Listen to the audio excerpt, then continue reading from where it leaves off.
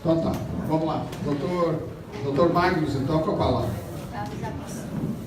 A Celina vai te tirar o teu microfone quando faltar 5 minutos. Tá bom. Só fazer o meu controle aqui. Boa tarde a todos e todas. Em primeiro lugar, eu quero agradecer à direção nacional da CTB, na pessoa do seu presidente Adilson Araújo, pelo convite tão gentilmente formulado para que nós estivéssemos aqui hoje falando sobre um tema da mais alta importância para o movimento sindical brasileiro, que é precisamente as consequências da decisão do Supremo Tribunal Federal em relação à contribuição sindical e a forma como isso repercutiu sobre os direitos e interesses da classe trabalhadora e sobre as organizações sindicais em nosso país. Eu aproveito a oportunidade para saudar e ao mesmo tempo agradecer ao Dr. Mário, dirigente nacional da CTB que compõe essa mesa conosco, ao Dr. João Hilário Valentim, procurador do trabalho e coordenador nacional da CONALES, a Coordenadoria Nacional em Defesa da Liberdade Sindical. Saúdo o Guiomar e a Celina e começo dizendo que é importante que a gente faça um resgate a respeito do que efetivamente foi decidido nos dias 28 e 29 de junho do corrente ano, ocasião em que o Supremo Tribunal Federal, ao julgar 15 ações diretas de inconstitucionalidade, firmou o entendimento de que a natureza facultativa atribuída à contribuição sindical pela Lei 13.467 de 2017, a chamada Deforma Trabalhista, era absolutamente constitucional, o que significa dizer, portanto, que ela era válida para todos os fins e efeitos de direito. O julgamento foi um julgamento muito complexo, uma sessão que se desmembrou em 2 dias diferentes. E vários foram os argumentos enfrentados pela Suprema Corte ao analisar essa questão. E, obviamente, eu não vou me ater a todos os fundamentos que foram utilizados pelo Supremo para julgar essa matéria.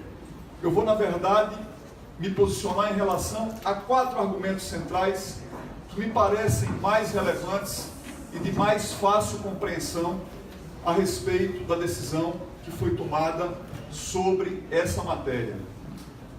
E de que maneira, portanto, o Supremo ele terminou decidindo pela constitucionalidade das disposições de lei que atribuíam natureza facultativa à contribuição sindical até então compulsória.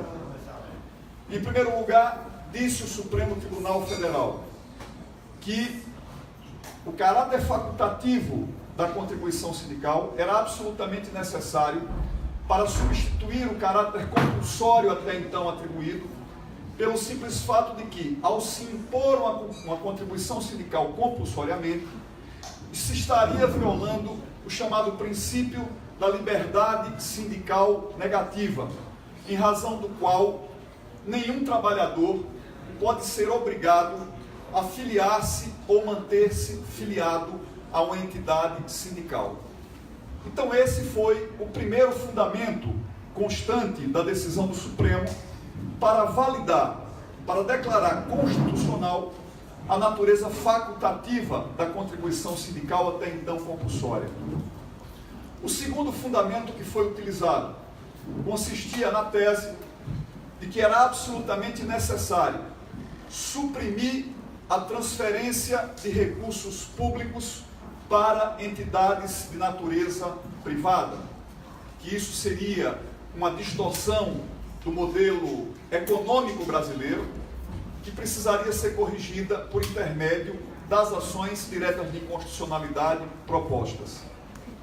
Além disso, a Suprema Corte invocou uma decisão da Suprema Corte norte-americana, tomada ainda em junho do corrente ano, em razão da qual foi determinado o fim da contribuição sindical compulsória naquele país, destinada para os sindicatos de servidores públicos.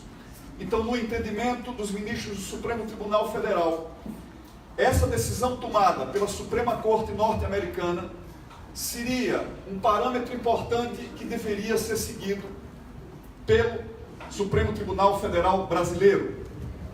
E, por último, aduziu a Suprema Corte do nosso país que era absolutamente imprescindível acabar com a natureza compulsória da contribuição sindical para pôr fim, entre aspas, à irrigação dos cofres do sindicato com recursos públicos que seriam naturalmente utilizados para fins político-partidários. Isso chegou a ser dito expressamente pelo ministro Luiz Fux, revisor da ação direta de inconstitucionalidade 5794 de 2017. E eu quero fazer uma rápida análise a respeito desses fundamentos para contestá-los, evidentemente, e demonstrar, na minha opinião, a sua fragilidade. Em primeiro lugar, não é possível arguir que a existência de uma contribuição sindical compulsória venha a violar o chamado princípio da liberdade sindical negativa, em razão do qual nenhum trabalhador e nenhuma trabalhadora pode ser obrigado a filiar-se ou manter-se filiado a uma determinada entidade sindical. Vejam, em nosso país, desde 1943, é cobrada a contribuição sindical compulsória. Mais recentemente, nós constatamos, a partir de um estudo do IBGE, que existem em torno de 18% de trabalhadores e trabalhadoras filiados a entidades sindicais brasileiras. O que significa dizer que algo em torno de 72% da classe trabalhadora do nosso país não é filiada a nenhum sindicato.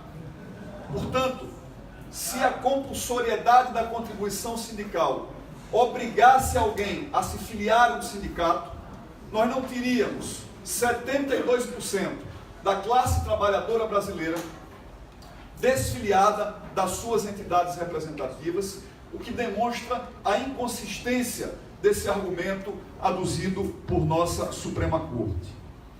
Segundo, o argumento que diz que é absolutamente necessário acabar com a destinação de recursos públicos para entidades de natureza privada.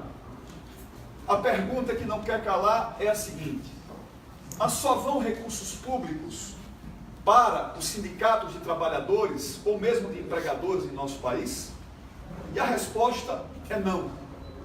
No ano de 2017, para que se tenha uma ideia, foram destinados aproximadamente 16 bilhões de reais para as confederações e federações patronais, com o objetivo de se aplicar essa verba no chamado Sistema S, o sistema voltado para a qualificação profissional e gerido por confederações e federações patronais, através de entidades como o SESC, como o SESI, como o SENAI e tantas outras. O que importa destacar é que essa verba era destinada compulsoriamente para as confederações e federações patronais, correspondendo a algo em torno de 0,25% a 5% da folha de salários de cada empresa.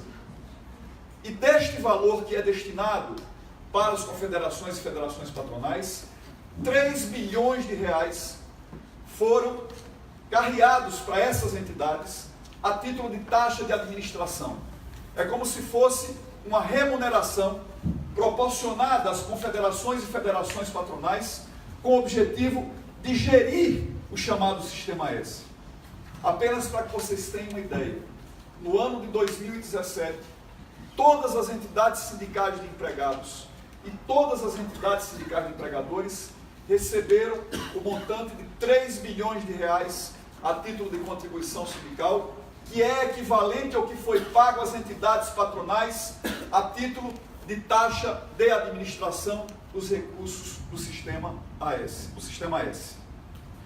Mas eu quero destacar ainda que no ano de 2017, nós constatamos a existência de 345 bilhões de reais concedidos pelo poder público a título de isenções fiscais para as mais diferentes empresas existentes em nosso país.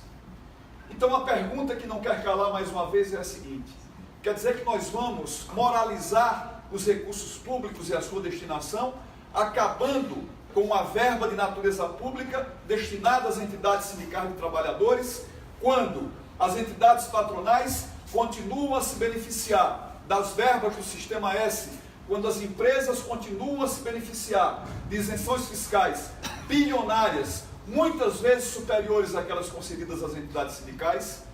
É óbvio que esse argumento é verdadeiramente falacioso, revelando-se, portanto, totalmente inconsistente.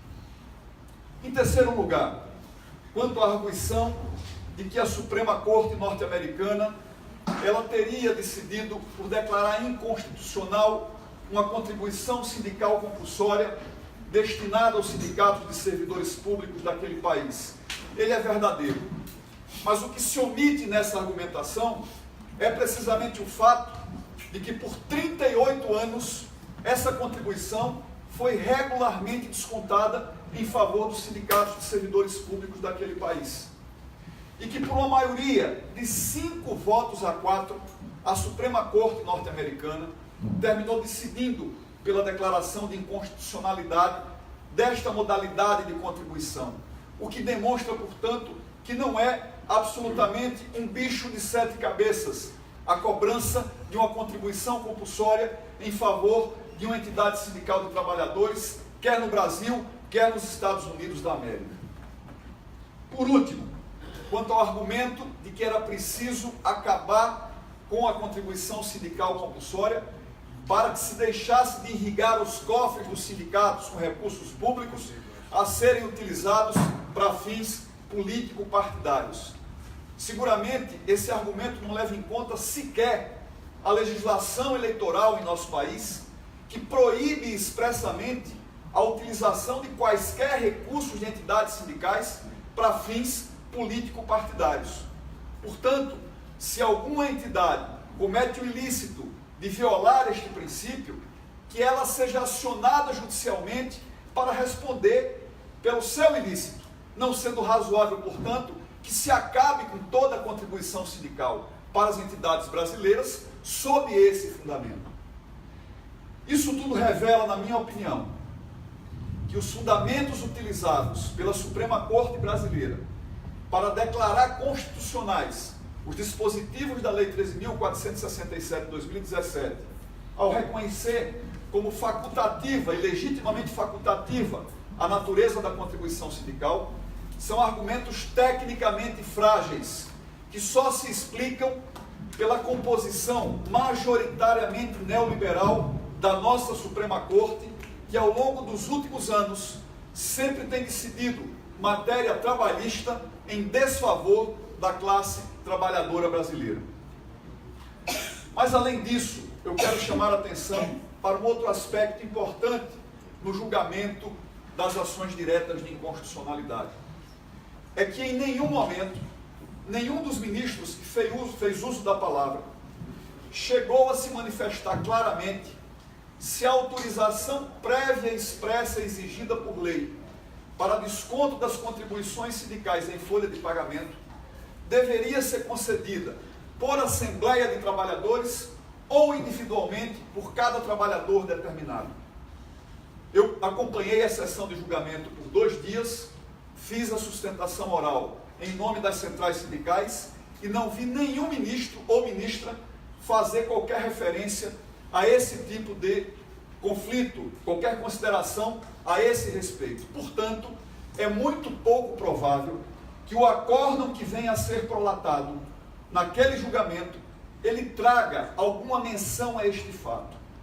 Se o acórdão do Supremo Tribunal Federal não mencionar absolutamente nada a respeito dessa matéria, eu entendo que é absolutamente necessário que o movimento sindical brasileiro continue a sustentar a tese de que, mesmo sendo facultativa a contribuição sindical, a sua cobrança deve se dar por intermédio de autorização prévia e expressa feita por Assembleia Geral dos Trabalhadores e não individualmente, como vem sustentando o setor patronal em nosso país. Muito bem. Feitos esses esclarecimentos, o passo seguinte é perguntar quais as consequências do julgamento da Suprema Corte para a classe trabalhadora brasileira e para as nossas organizações sindicais. Primeiro, é preciso fazer um registro de que muito antes da prolação deste julgamento, nós já havíamos percebido uma redução muito significativa na arrecadação da contribuição sindical em nosso país.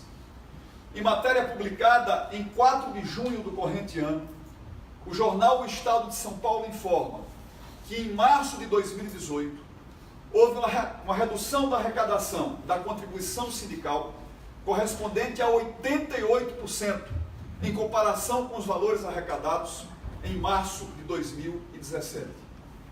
Um relatório mais recente, que consta do sistema mediador, confirma inteiramente esses dados, informando que ao longo de todo o ano de 2018, a redução experimentada a título de recolhimento da contribuição sindical corresponde a algo em torno de 90%. Isso teve, obviamente, um efeito trágico para as entidades sindicais brasileiras, muitas das quais tiveram que alienar, que vender parte do seu patrimônio para poder sobreviver.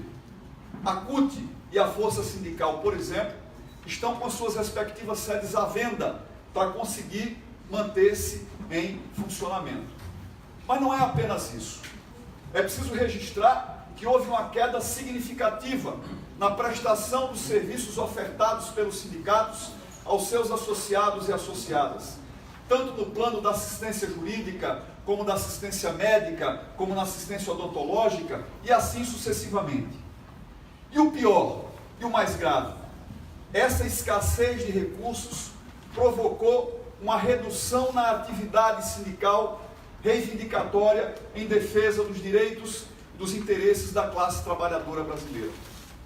Existe um estudo da Fundação Instituto de Pesquisas da Universidade de São Paulo, a FIPE, que nos informa que até junho do corrente ano houve uma redução da ordem de 29% dos acordos coletivos celebrados por empresa e de 44% das convenções coletivas celebradas entre categorias profissionais e categorias econômicas. É óbvio que essa redução importou na perda de direitos históricos dos trabalhadores, que estavam consagrados em normas coletivas anteriores que não foram renovadas. E essa perda só foi possível em face da debilidade na estrutura material dos sindicatos, das federações, das confederações e centrais sindicais, que não tiveram condições objetivas de travar uma luta de igual para igual com o setor patronal dentro das negociações coletivas de trabalho. Além disso, eu não tenho nenhum estudo científico a respeito do número de filiados em entidades sindicais após a aprovação da reforma trabalhista brasileira. Mas a minha experiência pessoal, empírica, me revela que houve uma queda acentuada do número de filiados, quer pelo elevado nível de desemprego, quer em razão das condições absolutamente desfavoráveis impostas pela reforma trabalhista, que torna desinteressante ao trabalhador muitas vezes se filiar ao sindicato, se a prestação de serviços não tem mais a mesma qualidade, se o rol de direitos não é rigorosamente mais o mesmo.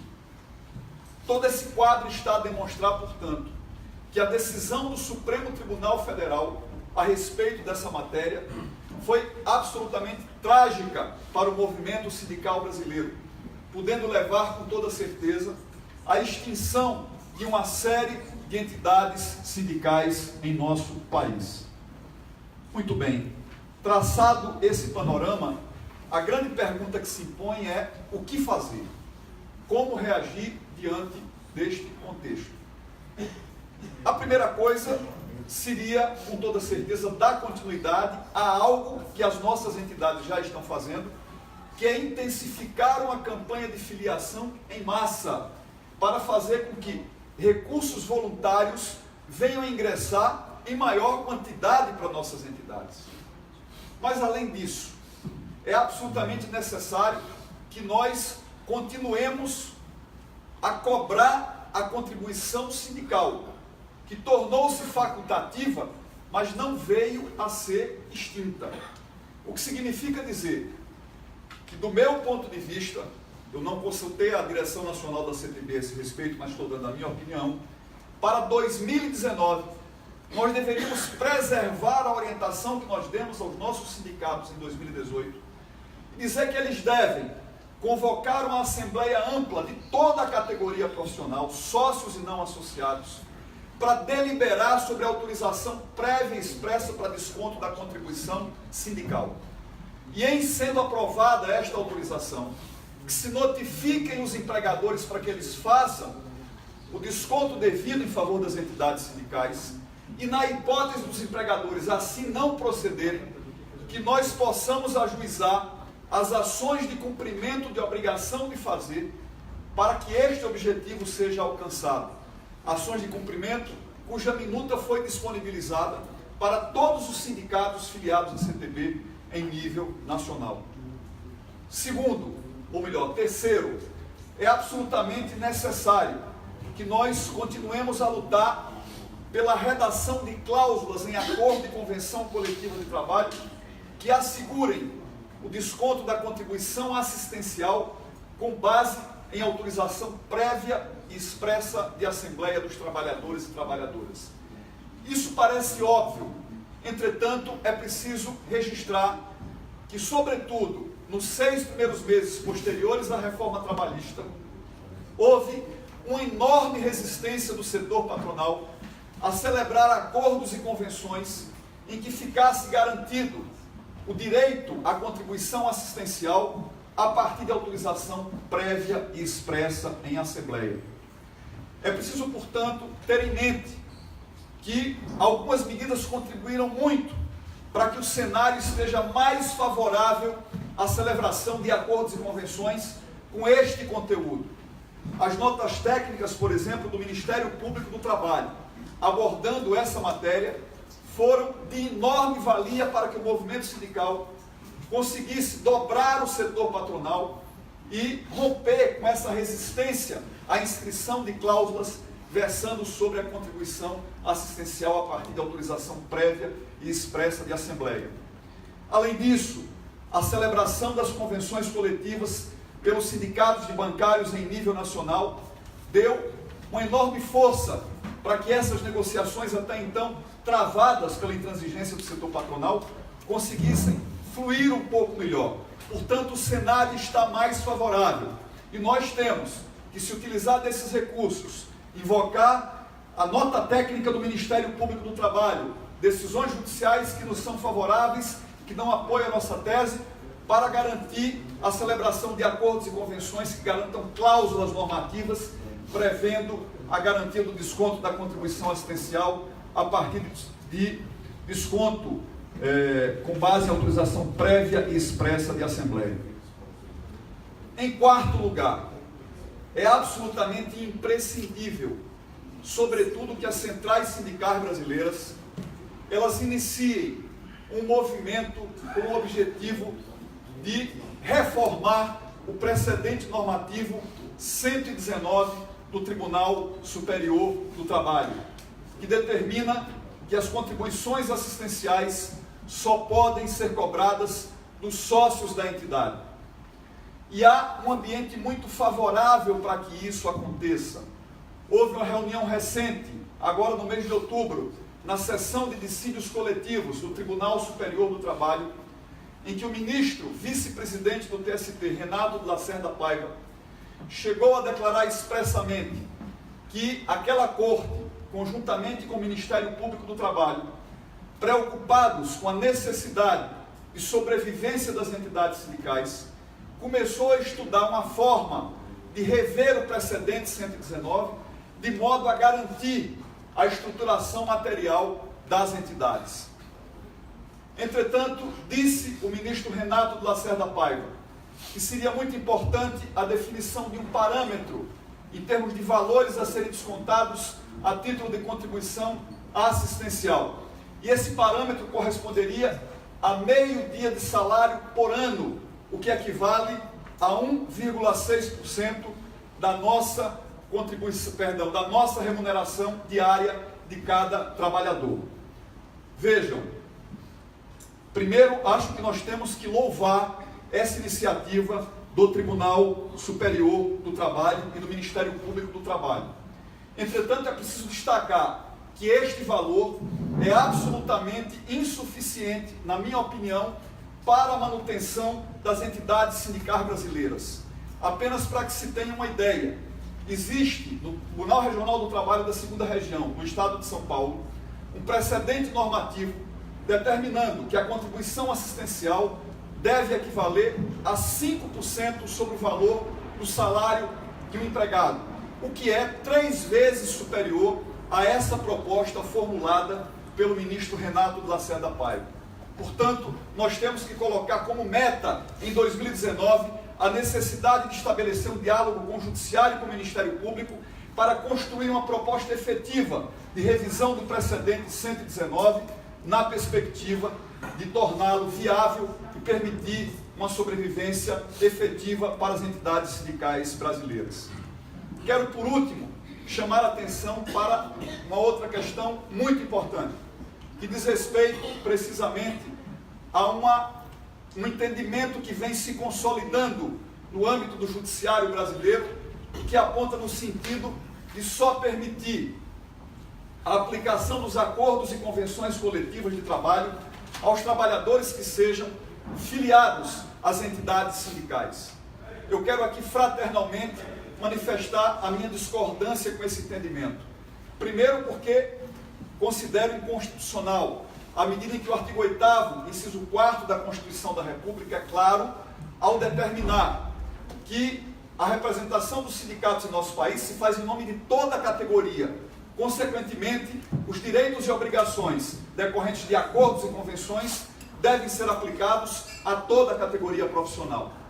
Segundo, se nós permitimos a evolução desse tipo de construção, estará sendo aberta a porta para o fim do modelo de organização sindical, com base nas categorias profissionais e econômicas, podendo se instituir a partir de então o princípio da pluralidade sindical, o que do meu ponto de vista é profundamente perigoso, porque vai fomentar um processo de fragmentação ainda maior das entidades sindicais brasileiras, em que pese, portanto, considerar muito bem intencionada, digamos, essa proposta, eu acho que nós temos que convencer o judiciário que a forma correta de superar o problema é estender para o não associado a obrigatoriedade de contribuir com a sua taxa de solidariedade, pelos benefícios que ele, na verdade, termina por auferir, e não fazer com que parte da categoria deixe de ser efetivamente representada pelas entidades sindicais. Por último, e para encerrar a minha fala, dentro dos meus 30 minutos, me faltam 2 ainda pelo meu cálculo, eu quero dizer o seguinte: eu acho que o momento é um momento profundamente difícil. Não tenho dúvidas de que nos últimos 30 anos, talvez seja o momento mais delicado enfrentado pelas organizações sindicais em nosso país. Entretanto, muito mais difícil foi sobreviver à ditadura militar. Uma situação em que se promovia a intervenção de entidades sindicais a partir do Estado, se prendia dirigentes sindicais, se assassinava dirigentes sindicais, e apesar disso tudo, o movimento sindical sobreviveu. É claro que os caminhos da resistência não estão todos bem delineados, mas eu tenho a confiança e a convicção de que eventos como esse haverão de contribuir muito para que o movimento sindical encontre o caminho de sobreviver e cumprir com o papel histórico que lhe compete em nossa sociedade. Muito obrigado.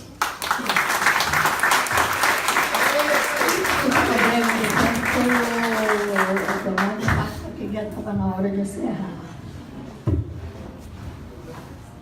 Vou passar a palavra aqui para o Mário Teixeira.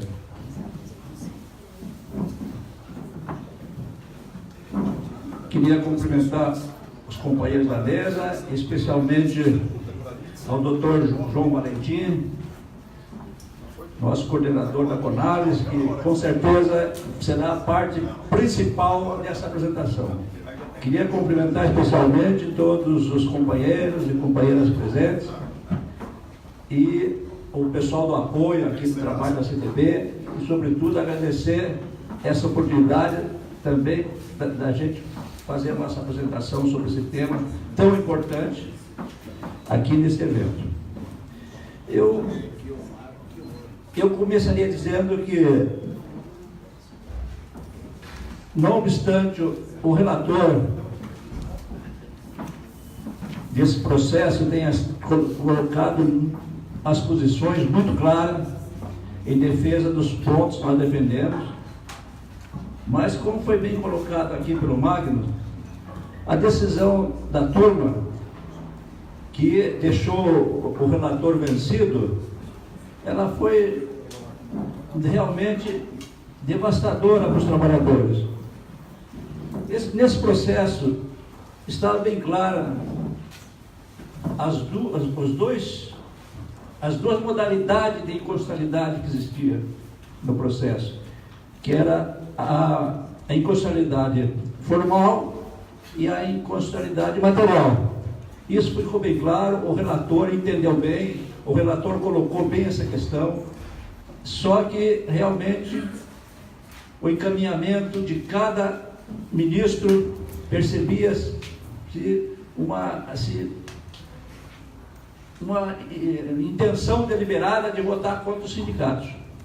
Aliás, nós que militamos mais no Brasil, nos tribunais superiores, a gente percebe que realmente existe uma má vontade da maioria dos ministros com relação aos sindicatos. E nesse julgamento, realmente ficou bem caracterizado. O voto técnico importantíssimo do relator deixava bem claro tudo. Só que os demais ministros realmente trabalharam no sentido de desvirtuar totalmente o voto do relator para ter uma decisão contra os trabalhadores. Veja bem, estava bem clara a inconstitucionalidade formal dessa lei, da nova lei, porque ela estava alterando a natureza jurídica de tributo da contribuição sindical. E para alterar essa natureza jurídica, teria que ser uma lei complementar. Foi bem colocado pelo relator, foi muito defendida essa tese. Além disso, tinha outro problema. Uma parte da contribuição sindical, como todos nós sabemos, ela vai para o FAT. Outra parte fica para uma parte para a federação, confederação, sindicato central, mais uma parte vai para o FAT, através da conta, emprego e salário. Na verdade, estava havendo também, como nesse julgamento, uma renúncia fiscal, uma renúncia de receita do Estado. E não foi levado em consideração que, para ter uma renúncia de receita, deveria ter um estudo orçamentário do próprio Estado, do governo, mostrando que não só estaria tirando recursos do sindicato, mas estaria tirando recursos do Estado brasileiro com relação ao financiamento do Fundo de Amparo ao Trabalhador, do FAT. Então, essa inconstitucionalidade formal, embora bem colocado pelo relator, ela não foi compreendida ou não foi aceita pelos demais ministros. E além disso, aí vem a inconstitucionalidade material, que realmente está claro na Constituição Federal, no artigo 8º, que existe essa contribuição obrigatória para os sindicatos. Isso aí também foi ignorado.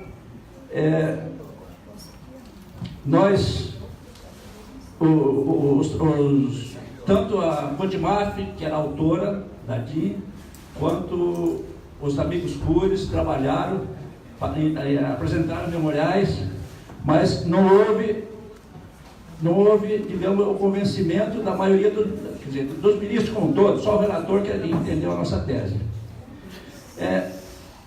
Nós sempre entendemos, quando se discutia, há anos aí, a questão da liberdade sindical, da ratificação no Brasil da Convenção da Convenção da OIT sobre liberdade sindical. Nós sempre colocávamos que para ter a liberdade sindical no Brasil, teria que mudar a Constituição brasileira. Porque no Brasil, nós temos um sistema de representação sindical pela categoria profissional. Não representa apenas o afiliado ao sindicato, categoria profissional. E temos também, no Brasil, o chamado efeito erga omnes da Constituição brasileira, que foi bem colocado aqui pelo Magno, porque um instrumento coletivo de trabalho, ele se aplica à categoria, não aos associados. Essa é a grande diferença do Brasil com relação a outros países, onde não exige uma contribuição sindical obrigatória. Porque no Brasil, nós representamos, queiramos ou não, os filiados e os não filiados do sindicato. E eu também concordo com o Magno, e também defendo essa tese, que não deve quebrar esse tipo de entendimento. Porque nesse entendimento de que nós representamos filiados e não filiados, é que nós temos condição de lutar, mesmo tendo essa derrota nesse momento, mas lutar para retomar essa contribuição sindical obrigatória. Vamos ficar bem claro aqui, nós temos, os sindicatos, nós temos o direito de receber essa contribuição, porque eles representam o trabalhador, seja ou não filiado ao sindicato. Se nós quebrarmos esse elo, aí sim vamos ficar mais enfraquecidos para defender essa tese. E eu também diria que, quando se compara o Brasil com outros países, não dá para levar em consideração, porque nós no Brasil, o nosso sistema não fere o princípio da liberdade sindical, que foi colocado aqui também já pelos companheiros. Porque o trabalhador que não quisesse filiar ao sindicato, não se filia. Está bem claro, a Constituição não obriga a filiação. Mas ele não deixa de receber os benefícios da Convenção Coletiva de Trabalho, do Instrumento Coletivo de Trabalho. Então aí, essa tese que é importante defender, porque é por aí que nós vamos ter um argumento fortíssimo para dizer por que no Brasil, diferente de outros países, tem que ter a contribuição sindical obrigatória. Foi falado lá no julgamento a questão, pegaram como base o modelo americano. Mas o modelo americano também não se justificaria tanto a contribuição sindical, porque nos Estados Unidos, para o sindicalizado, tudo, para o não sindicalizado, nada. Eu tenho por exemplo, no setor portuário nos Estados Unidos. Lá nos Estados Unidos nós temos 2 sindicatos, um da costa leste e um da costa oeste do setor portuário. O ILWU e o ILA, que é da costa leste dos Estados Unidos. Lá é o seguinte, fechou o contrato coletivo de trabalho, tem 30 dias para o trabalhador se sindicalizar ao sindicato. Não sindicalizou? Não trabalha. Aquele sindicato não protege aquele trabalhador. Então aí justifica-se dizer que o não filiado ao sindicato não contribui ao sindicato. Então é muito diferente. Outra questão que eu acho que ainda é tempo, viu, Adilson? E a gente trabalhar junto com as centrais, junto com a Codimaf, com relação ao acordo. A hora que saiu o acordo, nós temos condições de entrar com embargos de declarações importantes. Talvez devido aí a diversas entidades aí façam embargos diferentes, mas é o seguinte, na verdade, a lei fala, a lei fala em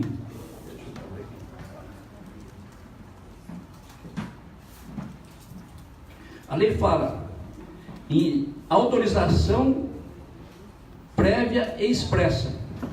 A lei fala isso. Mas a lei não fala em declaração individual. Ela fala de prévia e expressa, não fala individual. E nem poderia falar. Eu acho que aí é a nossa tese importante, viu, Marcos? Nos embargos de declaração.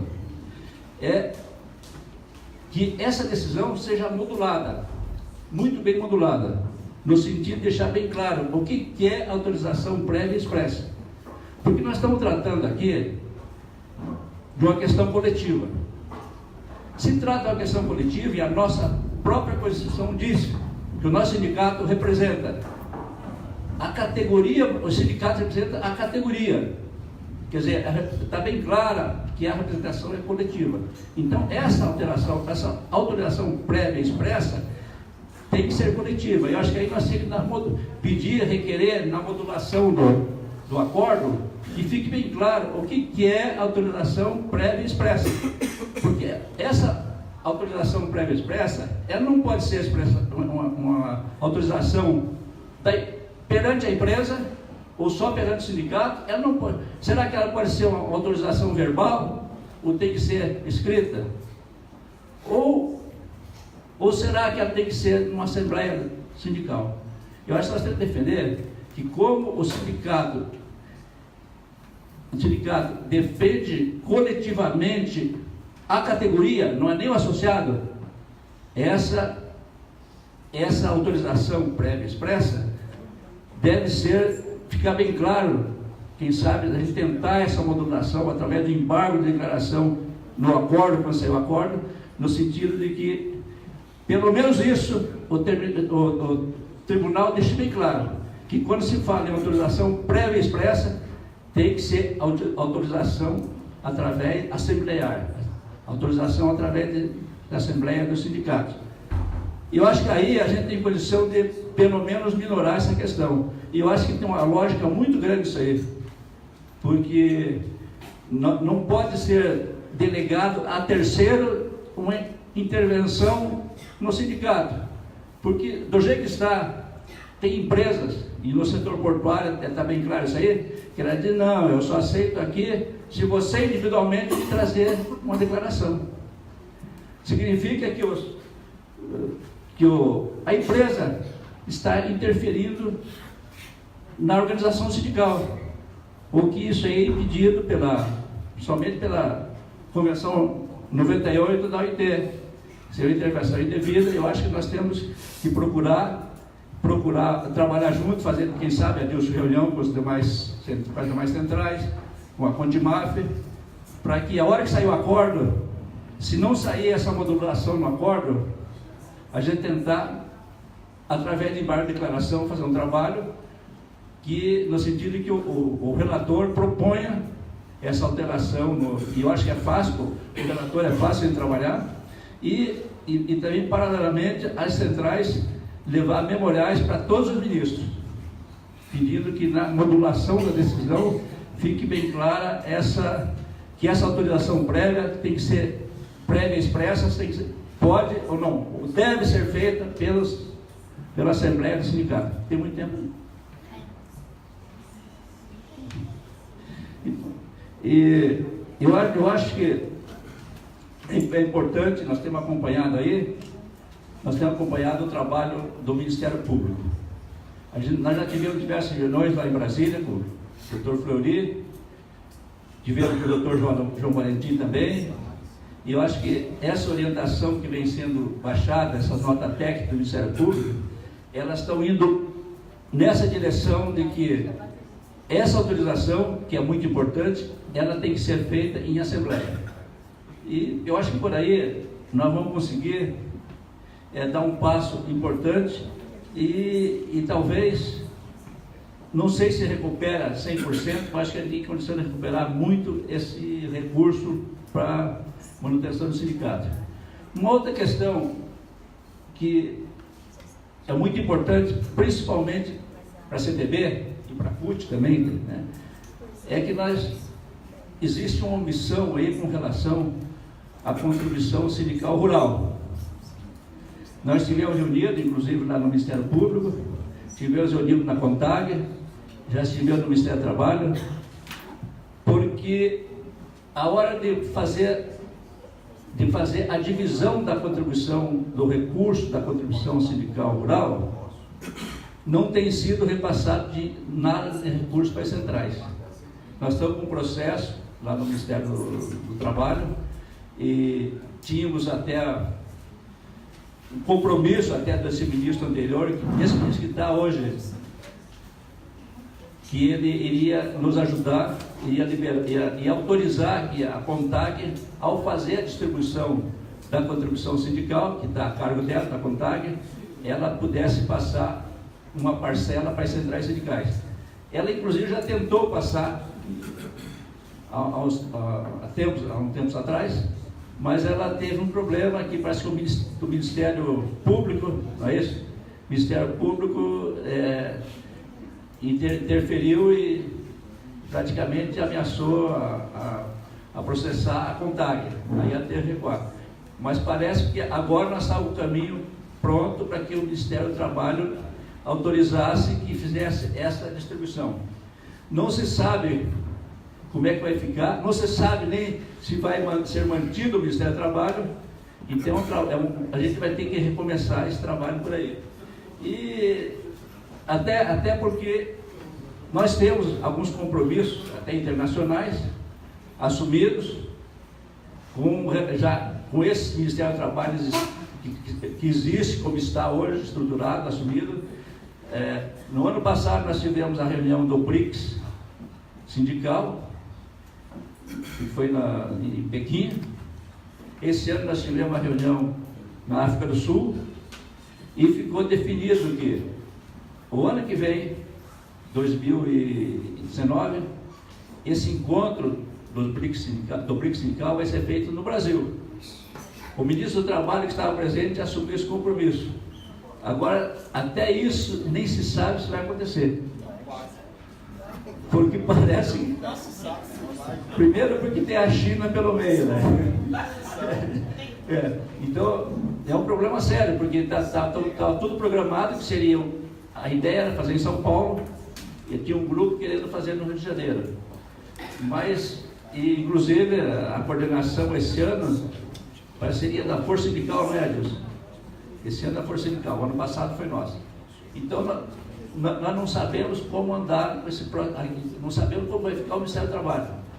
Esse assunto da contribuição sindical rural é importantíssimo.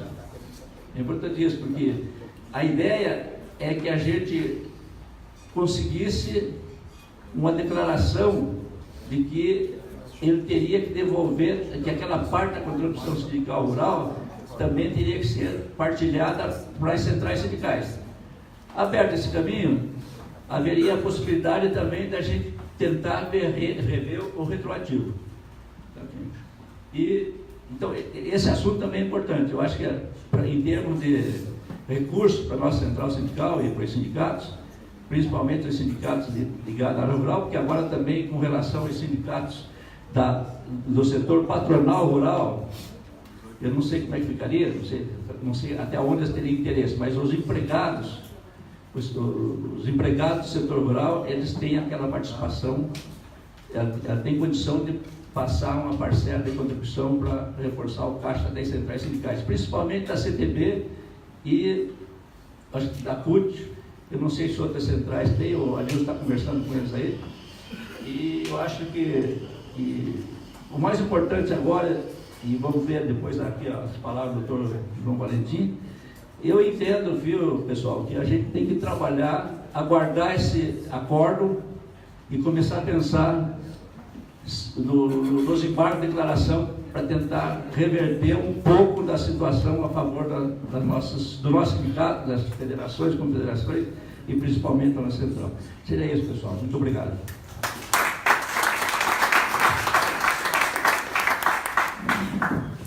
Bem, vamos passar de imediato aqui a palavra então para o Dr. João Valentim, Procurador do Trabalho e Coordenador Nacional da CONADES. A gente seria esse nome assim, CONADES, é uma responsabilidade grande, né?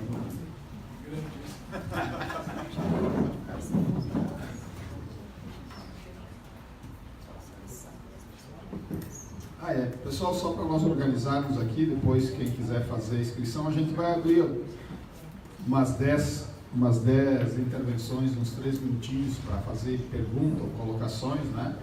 Porque o doutor vai ter que sair às 18 horas, mas então o que for possível ele depois responder, e depois o doutor Magnus vai ficar aqui conosco, o Mário também, e a ideia nossa é estender até às 18h30, tá bem? Obrigado. Pode deixar os crachás aqui na mesa já, quem quiser depois. Boa tarde, pessoal. Eu queria agradecer o convite da CTB, na pessoa do Adilson Araújo. Obrigado pelo convite, é uma oportunidade muito importante para a gente do Ministério Público da CONADES estar aqui reunido com vocês e discutir esses temas de direito sindical. Ainda mais num momento tão delicado em que a reforma trabalhista golpeou de forma muito contundente as organizações sindicais. Eu queria começar a fala pelo final. Eu anotei uma expressão aqui, uma frase que eu acho que é importante, no seguinte sentido: apesar da reforma trabalhista, os sindicatos não morreram. Com certeza. Os sindicatos não morreram. A reforma veio para, na minha opinião, marcar com a adaga de morte o seu movimento sindical. Porque uma modulação, como foi feita na questão do custeio sindical, com a gravidade da forma que foi feito, e isso a gente está vendo, basta ver o recolhimento da contribuição sindical de 2017 e o recolhimento da contribuição sindical deste ano de 2018. Né? A diferença é absurdamente grande, é da ordem para os sindicatos de mais de 80%. Isso com uma estrutura sindical que vinha funcionando há décadas, contando com esse dinheiro, contando com esta forma de organização, de custeio e etc.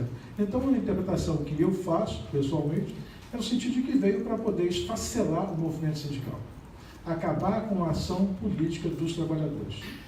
Apesar disso tudo, os sindicatos, com trocentas dificuldades, estão aí, estão atuando e continuam fazendo o necessário enfrentamento do patronato, brigando pelos direitos dos trabalhadores. Então, eu acho que, passado um ano da reforma, eu acho que isso é de muita importância a gente pontuar isso. Né?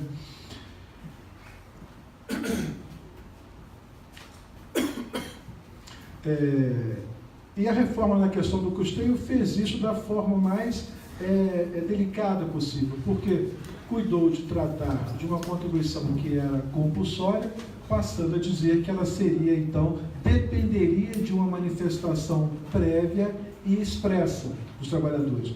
E é importante assinalar que essa manifestação, ela não é só com relação à contribuição sindical, ela é também com relação a todas as outras fontes de custeio que os sindicatos possam, inclusive, criar em assembleia. Acho que foi mão de Deus, não é outro, ou de um orixá, ou de Iemanjá, seja lá de quem foi, mas o certo é que saiu no texto da reforma tão somente a expressão manifestação prévia e expressa. Não saiu a ideia da natureza dessa manifestação, se coletiva ou se individual. Então, se tem, nesse contexto, uma brecha fantástica para poder fazer graçar um determinado tipo de entendimento, no sentido de que esta manifestação prévia expressa há de ser interpretada como sendo a manifestação coletiva dos trabalhadores, manifestada em assembleia, e não a manifestação individual. Correto? Então, neste momento, de tentativa de consolidação da reforma trabalhista, nesse momento de disputa de narrativas, e é uma disputa intensa porque vocês verificam que no fenômeno da negociação coletiva, o patronato, apesar da existência da lei, trouxe para a negociação coletiva pautas precarizantes perversas. E trabalhando com a questão da dificuldade econômica, nós temos ainda hoje diversas negociações coletivas emperradas que já estão quase caminhando para um ano. Apesar disso tudo, os sindicatos resistem. Então, primeiro, é necessário lembrar o seguinte, que há leis que colam e há leis que não colam. E é possível e necessário fazer um movimento de resistência a esta lei para que vários dos dispositivos que essa lei contém, muitos de natureza inconstitucional, muitos de natureza ofensiva a tratados e convenções internacionais que o Brasil ratificou, muitos de natureza de ordem de uma precarização perversa, não possam se consolidar. E a gente tem um exemplo muito claro e muito feliz, que foi a atuação que se fez com relação à questão das cooperativas, das gato-cooperativas, inclusive com uma modificação na CLT que levou a um tipo de interpretação que favorecia a existência dessas cooperativas. E o processo de enfrentamento dessa perversa realidade levou a que hoje a gente praticamente não fala mais em fraude-cooperativas. O momento é outro, as ideias de precarização são outras, a realidade do mundo do trabalho está mudando, né? Hoje nós trabalhamos com fenômenos de trabalho por plataforma, uberização e etc. e tal. São temas muito novos que o movimento sindical e nós do Ministério Público temos que lidar com ele. Mas, não obstante isso, nós temos como fazer esse enfrentamento e essa defesa dos direitos dos trabalhadores, dos direitos sociais, não é? Por quê? Porque é necessário, quer dizer, o elemento principal da nossa sociedade é o ser humano e é ele que a gente tem que colocar como referência, não é? E esse processo de enfrentamento da reforma trabalhista, ele é necessário, né? Então, eu não vou entrar em delongas sobre a questão da ADIM 5794, não é?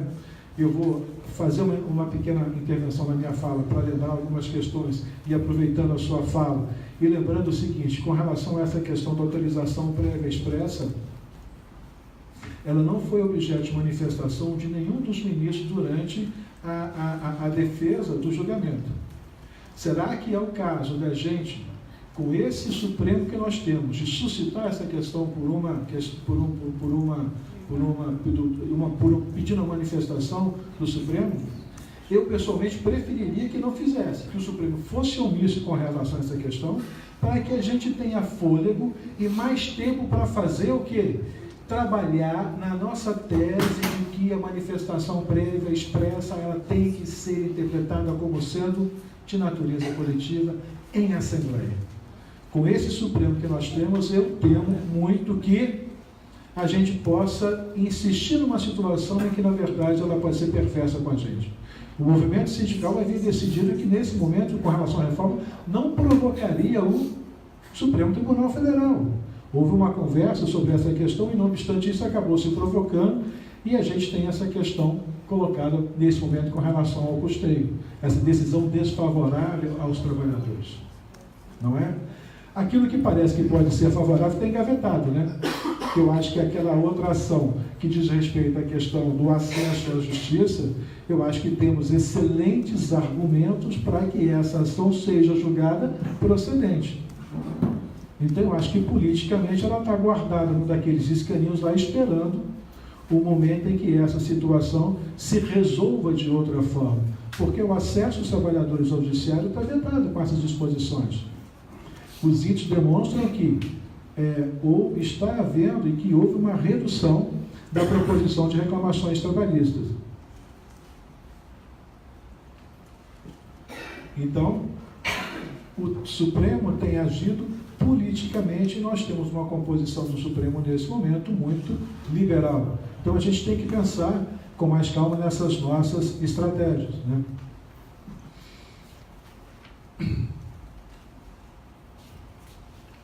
Eu estou tentando fazer um corte aqui, que estou preocupado com o nosso tempo, né? Então, consequências da reforma trabalhista que são contundentes. Queda na receita.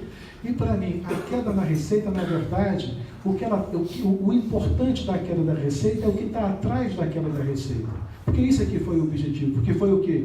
O esfacelamento da ação sindical, da capacidade de ação dos sindicatos. Porque num país capitalista nós não fazemos nada se não tivermos dinheiro.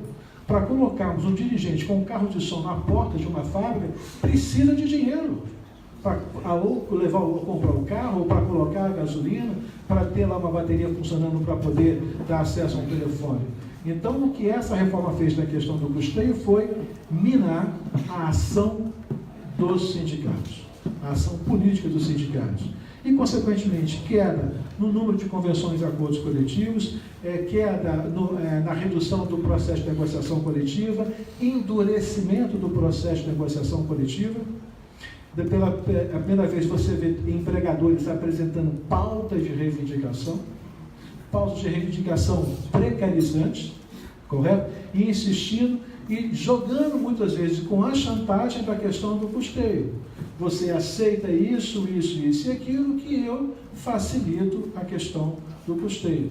E a situação de voracidade é tão grande que nós vemos, inclusive, empresas se recusarem a fazer, inclusive, desconto de mensalidade sindical.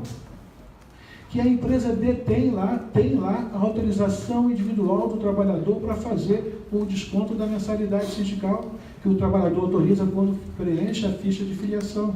Quer dizer, isso é uma postura de enfrentamento para poder minar as fontes, a ação do sindicato. Outra questão delicada, que é o fim da homologação da rescisão contratual, né? A prevalência do negociado sobre o legislado, e aí o sindicato, nessa questão de enfraquecimento da ação sindical, a gente sabe onde isso pode levar. Fim da outra atividade, ou seja, da impossibilidade de, terminada a vigência do instrumento normativo, de ele continuar produzindo efeitos. Mas a gente tem visto experiências que essa situação tem sido contornada, apesar de disposto em lei. E embora para a gente hoje o ajuizamento de dissídio coletivo seja extremamente delicado, por conta, quando você não está em estado de greve, você tem a questão da necessidade da petição conjunta de empregado e empregador, a petição de comum acordo. É importante lembrar o seguinte, que apesar da autoatividade, que é um fenômeno, o Tribunal, a Justiça do Trabalho, continua ainda vinculada à obrigação de ter que respeitar as condições convencionais e legais mínimas de proteção do trabalho que regulamentam a categoria. Então, embora seja uma engrenagem difícil, alguns sindicatos têm conseguido, apesar de toda essa questão, conseguido manter em processo de dissídio coletivo os direitos definidos nas suas convenções coletivas anteriores. Há exemplos felizes disso. Acho que é uma questão que tem que ser pensada, até trabalhando, eu sei que também é um momento muito delicado, trabalhando inclusive com a contextualização da greve para você fugir da petição de comum acordo. Cada sindicato tem a sua realidade, é lógico que essas ideias devem ser pensadas no particular de cada realidade, mas a gente não pode deixar de considerá-las, não é? Então, o nosso momento atual é extremamente delicado. Somadas essas questões que eu já coloquei, nós temos um momento de esfacelamento da solidariedade social, de graça de um individualismo muito grande, de graça de uma política autoritária muito grande, não só no Brasil, como também em outros estados, em outros países, né? E um momento de mudança do mundo do trabalho e de crise na economia. Então, é um momento de um conjunto de coisas que acabam cerceando um pouco a ação dos sindicatos. Mas, independentemente disso, apesar disso, a gente não pode deixar de pensar na atuação e da necessidade de fazer o enfrentamento. Nesse contexto, o Ministério Público do Trabalho, ele desde o primeiro momento assumiu uma postura de fazer uma defesa, apontar as incongruências técnicas da reforma trabalhista. E fizemos isso durante a discussão da reforma trabalhista no Congresso, que não foi discussão, né, foi uma tramitação vapt-vupt, sem discussão alguma, foi uma tratorada, né, e a gente não precisa entrar em detalhes a respeito de como foi a tramitação. Mas mesmo depois dela, nós temos continuado a insistir, a demonstrar as inconvencionalidades, as inconstitucionalidades, temos produzido material sobre a reforma, né, e estamos imbuídos nesse trabalho, inclusive conversando com o sindicato e também junto ao Poder Judiciário.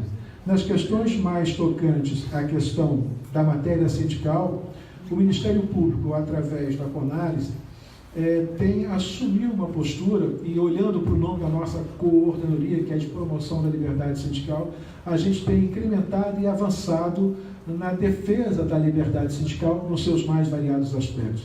Então, nós temos trabalhado muito intensamente numa aproximação com das entidades sindicais, né, trabalhando a ideia da necessidade de a gente estar fazendo um trabalho conjunto, mesmo porque não são só os sindicatos que estão nessa berlinda. O Ministério do Trabalho é a bola da vez, né? Já se fala em extinção da Justiça do Trabalho, já se fala em modular também a atuação do próprio Ministério do Trabalho. Ou seja, todos nós, instituições que traçamos na área da defesa do direito do trabalho, dos direitos sociais, estamos ameaçados por essa nova ordem. Então, é preciso que a gente faça uma interlocução, que a gente faça uma aproximação, que a gente crie e sistematize ações conjuntas, cada um nas suas esferas de competência, não é? Então, o diálogo social tem que ser estimulado e a gente, o Ministério Público, tem procurado estimular também a negociação coletiva. E a gente, o Ministério Público, está se colocando como também para exercer o papel de mediador na solução destes conflitos. Então, hoje, além do Ministério do Trabalho, vocês têm a possibilidade de usar o Ministério Público como mediador. E nesses processos de negociação coletiva, eu acho que todas as instâncias devem ser percorridas para mostrar por esse caminho a intransigência patronal. Eu acho que numa eventualidade de possível dissídio coletivo, nós temos a possibilidade de fazer talvez uma comprovação desta intransigência e desta recusa patronal em negociar.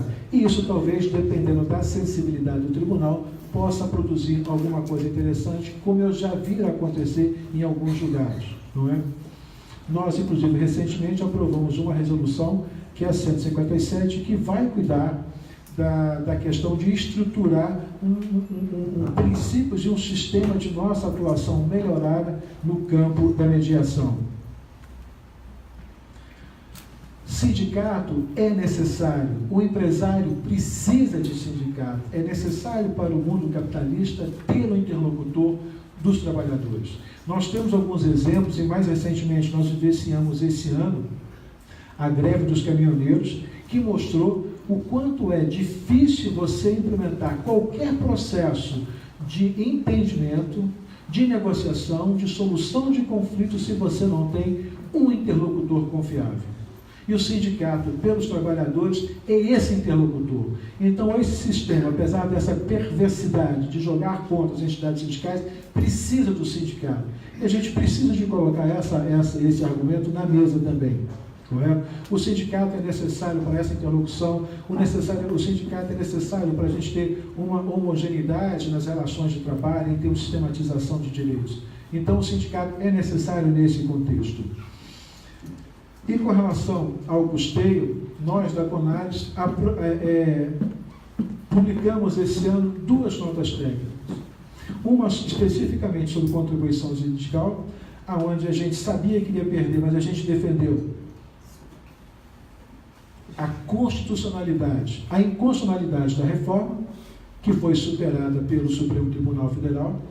Mas nessa primeira nota técnica a gente avançou 3 situações muito importantes. A mais importante delas, a ideia de que a autorização prévia expressa deve ter natureza coletiva. Segundo, de que questões relacionadas à ação sindical, custeio, etc., são matérias que dizem respeito tão somente a empregado e sindicato. Que a empresa não tem que se imiscuir nessa matéria. Que se ao fazer isso, isso é prática de ato antissindical. E falando de prática de antissindical, nós, Ministério Público, estamos empenhados estamos tentando aprovar dentro da nossa instituição um projeto para a gente trabalhar mais afinadamente, estudar melhor e trabalhar articuladamente com relação ao enfrentamento das condutas antissindicais, em especial das patronais, e acho que é importante e necessário que o movimento sindical coloque os atos antissindicais na ordem do dia. Porque isso casa com a questão do custeio de forma muito interessante. Porque o que a gente tem na questão do custeio, e uma das grandes resistências, além de teórica, mas principalmente prática, com relação à questão do direito de oposição, é o problema da interferência patronal. Nós temos que construir uma realidade que a gente tem de coibir a interferência patronal nesse contexto. Mas, para isso, é preciso que os dirigentes sindicais, as entidades sindicais, olhem para esse novo momento com muita responsabilidade. E eu sou um interlocutor com vocês, que eu sei que muitos dirigentes sindicais ainda têm raiva do Ministério Público do Trabalho. Eu sei disso, porque nós assumimos uma posição de enfrentamento, de determinação, que culminou na construção das jurisprudências, dos entendimentos que nós temos hoje nos tribunais do trabalho e no Supremo Tribunal Federal, e muito na nossa ação. Mas a gente não pode deixar de lembrar que da nossa atuação, muitas vezes ela teve um motivo fundado.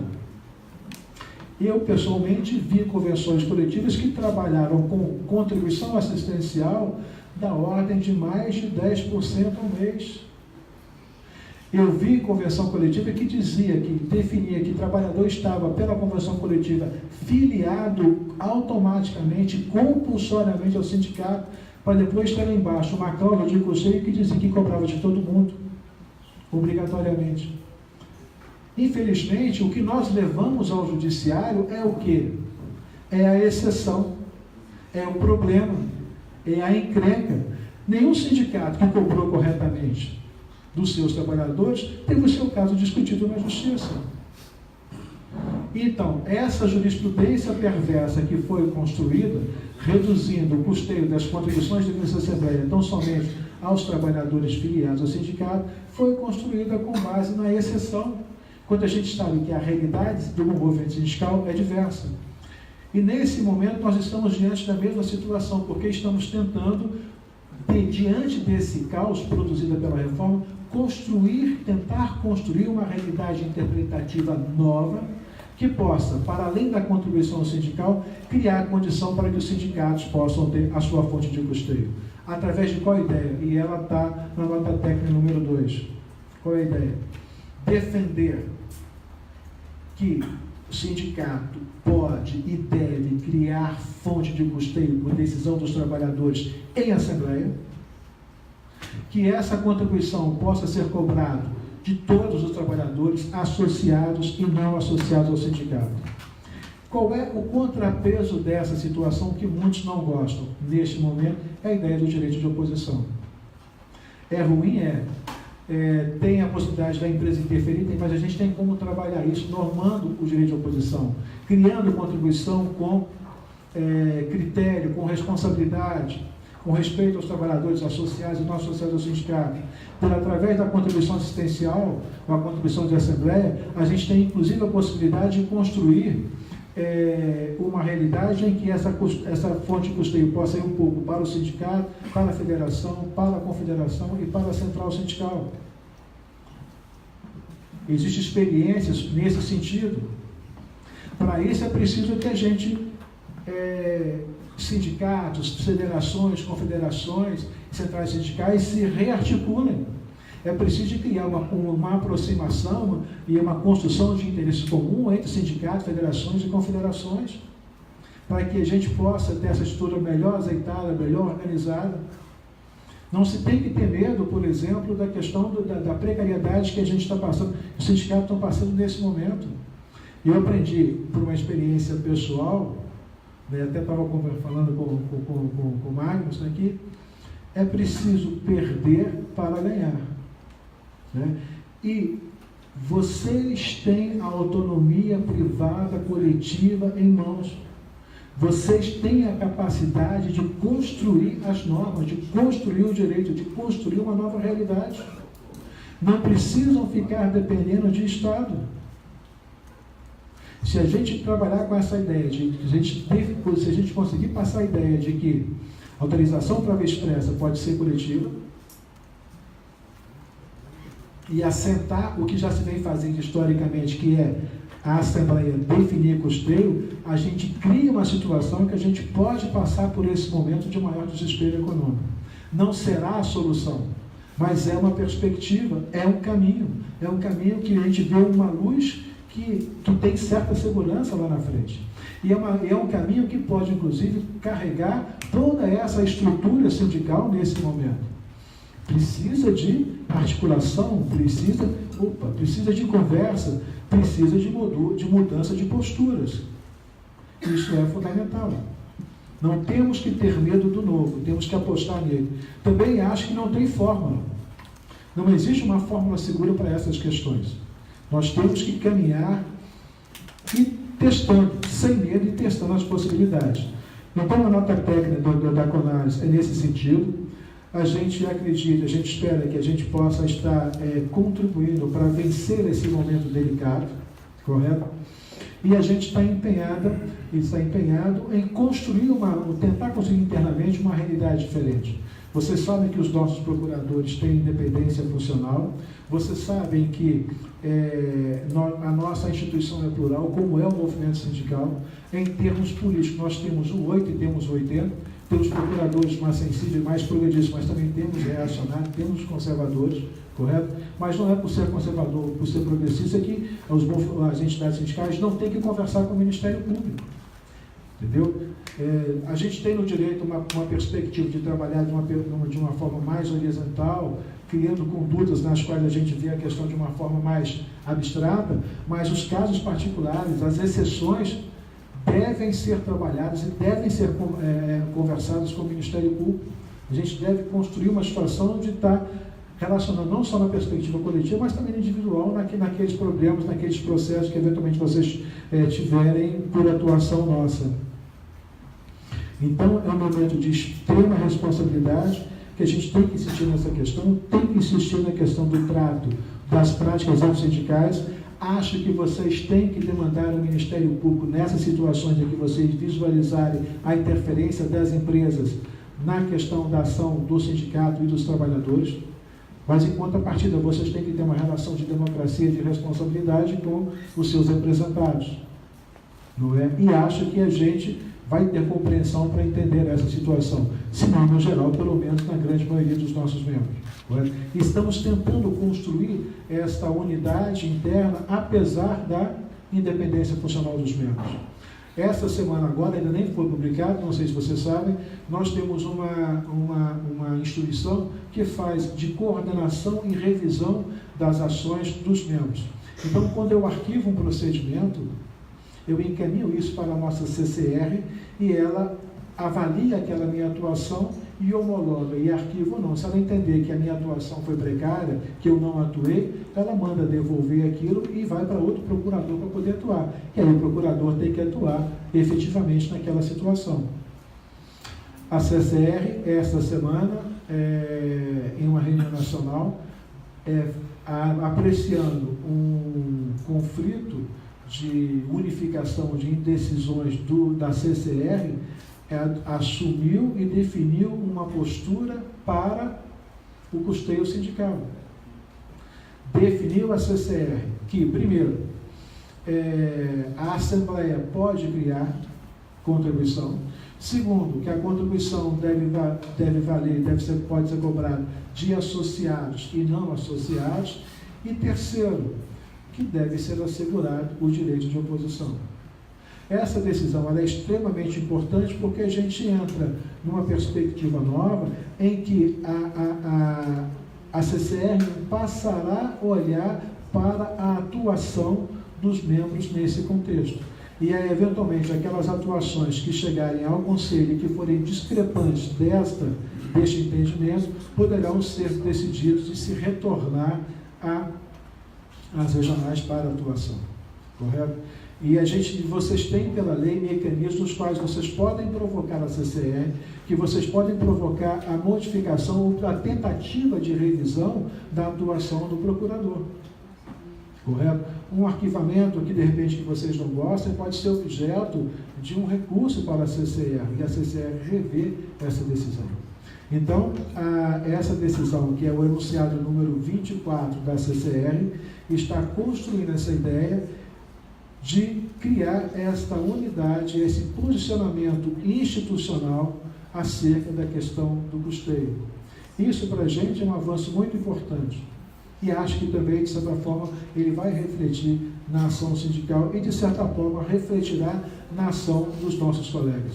Muitos colegas que tinham uma atuação muito sisuda, muito repressiva com relação aos sindicatos, na questão do custeio, mudaram a sua opinião com a reforma trabalhista.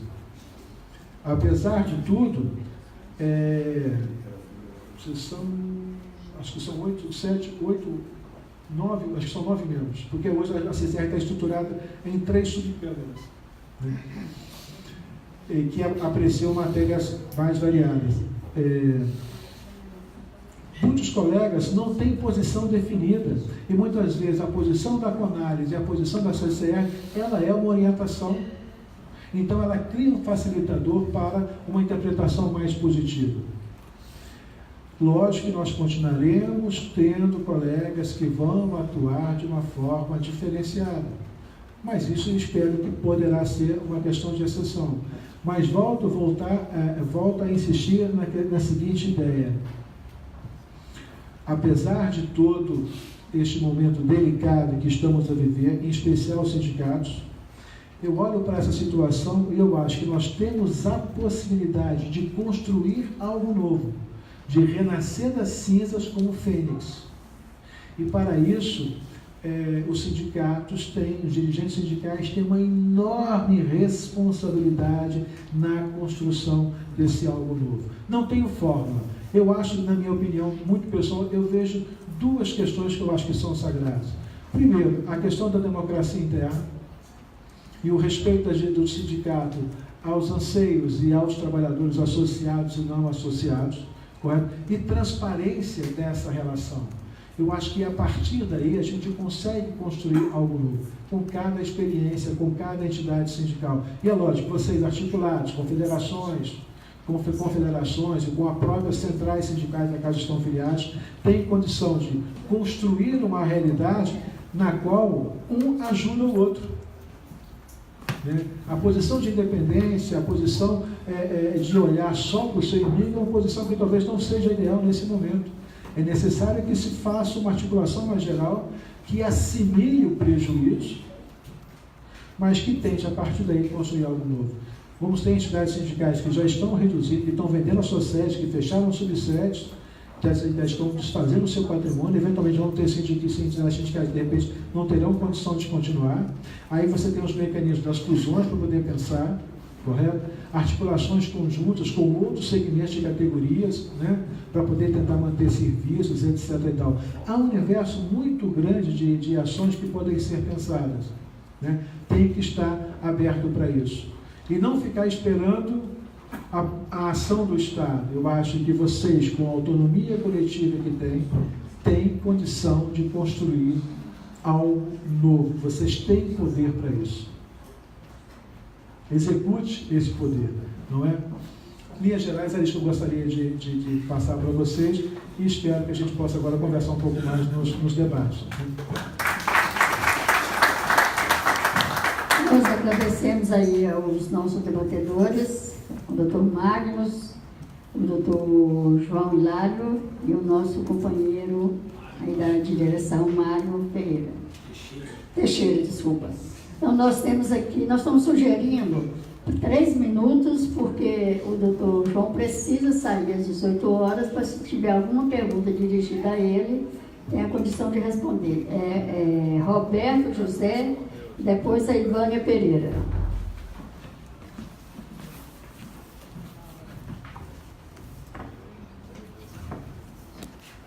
Bem, companheiros, eu entendo que nós estamos passando por essa dificuldade porque nós perdemos um momento importante lá atrás, no governo de Lula. Não vou nem falar do governo de Dilma, porque nós é conterrâneo, uma lei que não gosta, que fala de Dilma, mas nós tivemos a oportunidade de fazer uma reforma sindical e hoje não está passando por essa dificuldade. Porque a CUT sempre foi contra o imposto sindical. E hoje ela está pagando por isso, eu não estou pena não. Porque ela sempre foi contra o imposto sindical. Nós estávamos nós éramos da CSC, era uma luta que nós travávamos dentro da CUT, que eles eram contrários ao imposto sindical. E hoje eles estão aí passando, vendendo sede, vendendo carro, demitindo pessoas por conta disso. Eu entendo que essa crise está se passando, e tem muitos sindicatos que viviam só do imposto sindical. Nosso sindicato pequeno, o imposto sindical que faz falta, faz sim. Mas nós estamos sobrevivendo porque nós temos os associados que estão buscando recursos para sobreviver. E com essa crise aí, ao contrário, muitos trabalhadores estão percebendo a dificuldade e estão procurando mais o sindicato. Isso na Bahia está acontecendo. A Ford mesmo tem que fazer uma greve lá para poder realmente o patrão passar a descontar o imposto sindical. Entendeu? Então, isso vai muito do sindicato. Porque tirou o imposto sindical, muitos sindicatos se acabaram porque só estava vivendo o imposto sindical. Preguiçoso, não sindicalizava as pessoas. Essa é a realidade. E outra questão é a seguinte: nós tivemos uma reunião lá com o Ministério Público, foi bastante receptivo, a gente participou, e a posição do Ministério Público foi essa aí, se fizer assembleia como mando edital, etc. Eles consideram, se tiver algum conflito que lá no Ministério Público da Bahia, os caras reconhecem que na assembleia ela substitui então, essa questão do individual. Mas só que a empresa não respeita. Não adianta. Enfim, mas se não tiver uma decisão explícita da lei dizendo que a Assembleia realmente ela tem força da contribuição, os patrões não vão respeitar. Por outro lado, o procurador também chama a atenção desse tribunal que está aí, que vem negando tudo os trabalhadores. Ora, se o presidente disse que não teve golpe militar, que ele foi um movimento, quem dirá o resto? Vai querer defender o movimento sindical? De forma alguma. Agora dizer também o seguinte, que no governo do Lula ainda, os auditores fiscais perseguiam mesmo o sindicato lá na Bahia. Era assim, era perseguição violenta. Me lembro que eles foram lá na nossa categoria, exigiu da empresa, ameaçando a multar que só fizesse um desconto se tivesse autorização. Não nos deu nenhum prazo para a gente. Então nós fomos na Superintendência do Trabalho, cumprindo mesmo, conversando com o delegado, mas tivemos que correr para pegar assinatura individual para passar realmente a atender às exigências dos auditores fiscais da época, que hoje é uma exigência que está aí colocada no presente. Então, hoje não, hoje o Ministério Público que realmente passou a ser parceiro, mas nós tivemos também essa perseguição dos auditores fiscais lá no passado. Ok, nós estamos insistindo com o tempo para todo mundo falar. Ivane e depois Marlete. Faltando um minuto para aviso, tá? Deixa eu só falar uma observação. Pessoal, eu vou deixar aqui uma revistinha que o Ministério Público fez abordando a questão dos sindicatos. Uma revistinha em quadrinho que é um trabalho do Ministério Público. Essa é de número 34.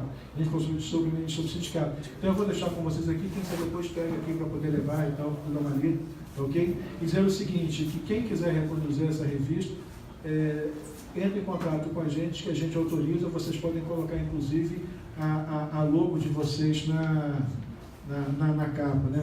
Eu tenho aqui um exemplar que eu trouxe de um sindicato que fez o seguinte, o sindicato, o que ele fez? Achei engenhoso. Ele aproveitou a última capa e fez uma ficha de filiação. Então ele manda, e o pessoal, o trabalhador se quiser filiar, já manda pelo correio a capa da revista, que é muito interessante, tá bom? Bom, vou tentar utilizar os meus 3 minutos aqui para compartilhar a experiência vivida por nós da categoria bancária, rapidamente. Então, nós conseguimos, na nossa primeira cláusula da nossa CCT sindical, pela primeira vez na vida a gente fez uma CCT sindical. Nós reconhecemos na sua primeira cláusula que a Comissão Nacional de Negociação da categoria é representada, aí estão listadas lá, confederações, federações e os sindicatos que já estavam eleitos para o Comando Nacional. Então, para nós, isso é importante e isso nós ferimos a reforma trabalhista, né? Nós também conseguimos garantir a estabilidade dos dirigentes sindicais até a renovação da nossa CCT em 2020. A garantia da liberação de um número X de dirigentes sindicais por banco e por base sindical. Garantir a representação do município como núcleo mínimo. Não pode ter mais de um sindicato no município. A gente também aí feriu a reforma trabalhista. Por isso, assim, é preciso que a gente insista no diálogo, insista na negociação, tenha inteligência para vencer o patrão. Porque quando eles sentaram à mesa, eles disseram, eles contrataram o doutor Adalto, que foi um dos relatores da reforma trabalhista. Eles contrataram como negociador da FENABAN. E ele, quando chegou na mesa, nunca tinha visto falar em bancário, ele disse o seguinte: a lei está conosco, tudo está em debate, nenhum direito está garantido. E terminou com o discurso do presidente da FENABAN, que também é presidente do Banco Itaú, reconhecendo a grande vitória da assinatura desse acordo e que garante uma negociação de 30 anos e que está na sua 27ª Acordo Coletivo de Trabalho. Bom, como muita gente aqui perguntou sobre a contribuição negocial, que nós também fechamos, e o Ministério Público do Trabalho em muitos estados foi nosso parceiro, né?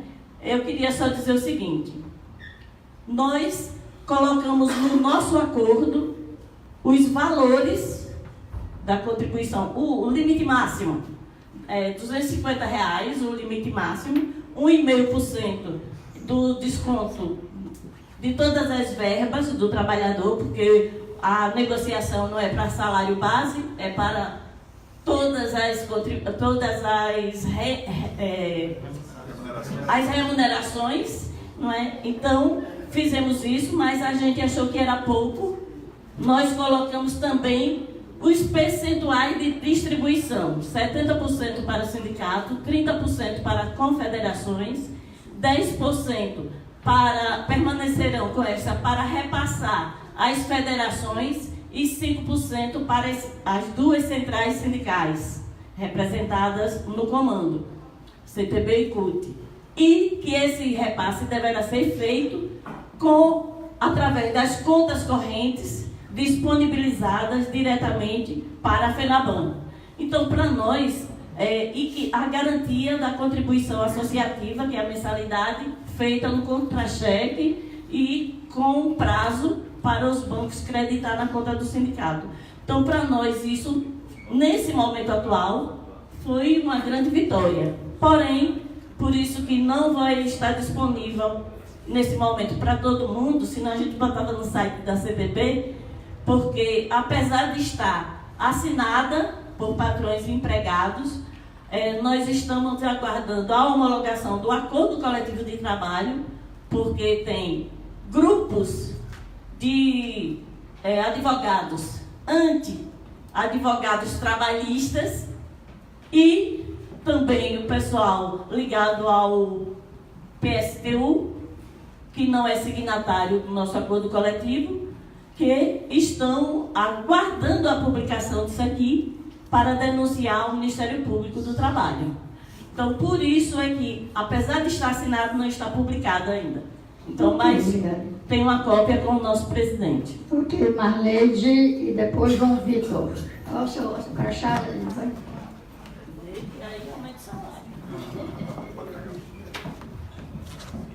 Boa tarde, eu sou a professora Marleide de Feira de Santana, na Bahia, né?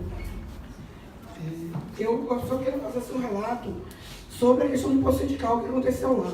Eu sou servidora pública e nós tínhamos lá um sindicato que tinha 26 anos com a direita dirigindo, nós assumimos e em 3 anos assim nós demos fizemos uma diferença na cidade, diferença toda. Mas, falar do imposto sindical, tá difícil, depois do golpe de 2013 para cá, né? Somente depois do golpe da presidente Dilma, é o golpe dos trabalhadores, a retirada de direito, tudo isso, né, do relato que nós vimos anteriormente, da exposição que foi feita aqui. Mas eu quero me ater em imposto sindical. Nós fizemos uma assembleia, até eu convidei a Dilson para em feira, né? Ele foi. A nossa assembleia assim, com mais de 400, 500 professores da rede municipal.